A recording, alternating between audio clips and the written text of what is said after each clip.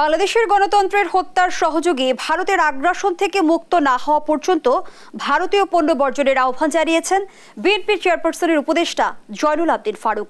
দাবি করেছেন, ভারতের জনগণের বিরুদ্ধে নয়, বরং দেশের গণতান্ত্রিক নির্বাচন ব্যবস্থার বিরুদ্ধে অবস্থানের কারণেই ভারতীয় পণ্য বর্জন করছে বিরোধী রাজনৈতিক দলগুলো।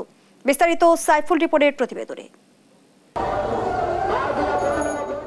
ভারতীয় পণ্য বর্জন ও তত্ত্বাবধায়ক সরকারের দাবিতে রাজধানীর জাতীয় প্রেস ক্লাবের সামনে মানববন্ধনের আয়োজন করে জাতীয়তাবাদী নবীন দল। মানববন্ধনে বক্তারা দাবি করেন, আওয়ামী লীগ যতই ষড়যন্ত্র করুক, জনগণকে ঐক্যবদ্ধ করে দেশের স্বাধীনতা রক্ষা করবে বিএনপি। একটি মাত্র দেশ এবং একটি মাত্র দল, সেটা বিজেপি।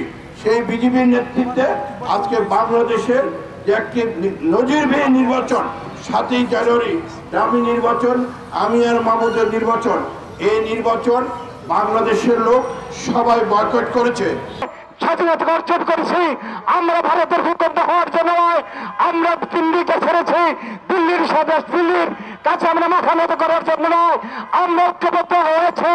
বাংলাদেশ ঐক্যবদ্ধ, যে কোনো প্রাণে হোক, আওয়ামী লীগ যত ষড়যন্ত্র করা হোক, আমরা বাংলাদেশকে রক্ষা করব। বিএনপি চেয়ারপারসনের উপদেষ্টা জয়নুল আবদিন ফারুক অভিযোগ করেন, একসময় বাংলাদেশের স্বাধীনতা যুদ্ধে সহযোগিতা করলেও এখন দেশের অগণতান্ত্রিক সরকারকে সহযোগিতা করে যাচ্ছে ভারত সরকার।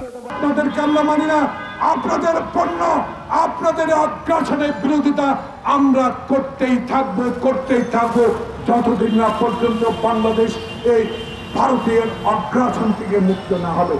অভিযোগ করেন, আইন শৃঙ্খলা বাহিনীকে ব্যবহার করে বিএনপিকে নিশ্চিহ্ন করতে চায় সরকার। এই রাষ্ট্রীয় যন্ত্র ব্যবহার করে, রাষ্ট্রীয় কর্মচারীকে ব্যবহার করে, রাষ্ট্রের আইন শৃঙ্খলাকে ব্যবহার করে বাংলাদেশের বিএনপিকে চিরতরে শেষ করে দিবেন। বাংলাদেশের বিএনপি নিয়ে আজকে সরকারি দলের সাধারণ সম্পাদক যেই সকল বক্তব্য দেন, এই সকল বক্তব্য আজকে গ্রহণযোগ্য নয়। আপনি বড় দলের সাধারণ সম্পাদক, কিন্তু কথাবার্তাটা বড় দলের সাধারণ সম্পাদকের মতেই বলা। মির্জা ফখরুলের মুখ থেকে এইরকম অবৈধ কোনো কথা বের হবে না। কৌশলগত কারণে পিছিয়ে এলেও আন্দোলনের পূর্ণ শক্তি নিয়ে দেশের গণতন্ত্র ফিরিয়ে আনা হবে বলেও দাবি করেন জয়নুল আবদিন ফারুক। আন্দোলনের শক্তি অর্জন করেছি, এই শক্তি দিয়ে ইনশাল্লাহ বাংলাদেশে তত্ত্বাবধায়ক সরকার কায়েম হবে। সাইফুল রিপন, দেশ টিভি, ঢাকা।